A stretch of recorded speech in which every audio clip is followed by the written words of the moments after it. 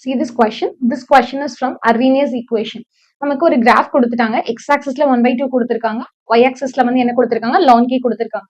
If the energy of activation is 6.64 kilojoule per mole, activation energy is given and R ஓட value கொடுத்துட்டாங்க. The temperature at which the rate constant becomes E square minute inverse. நம்ம கிட்ட என்ன டேட்டாவும் இருக்கு? rate constant ஓட வேல்யூவும் இருக்கு. டைரக்ட்டா நம்ம Arrhenius equation எழுதலாம். What is our Arrhenius equation? Ln K is equal to ln A minus EA divided by R 1 by T, right? Here ln K ஓட வேல்யூ என்ன? क्वेश्चनல K ஓட வேல்யூ E ஸ்கொயர் கொடுத்திருக்காங்க. So ln E square ln A. ln A ங்கிறது என்னது? Y intercept. Value என்ன? 6. So 6 minus activation energy எவ்வளோ? 6.64 kilojoules. So 10 to the power 3 divided by R ஓட value என்ன?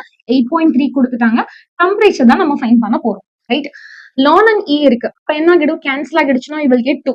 Here என்ன கிடைக்கும்? 6 minus here 8.3 6.64 இருக்கா?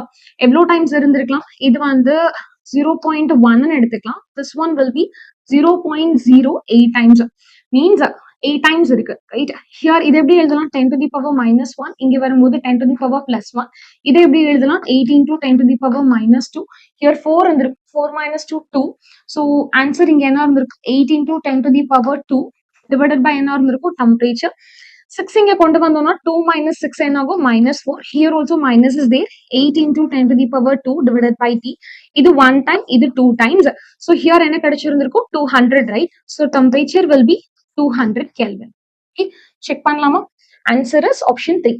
Okay, see in the next question.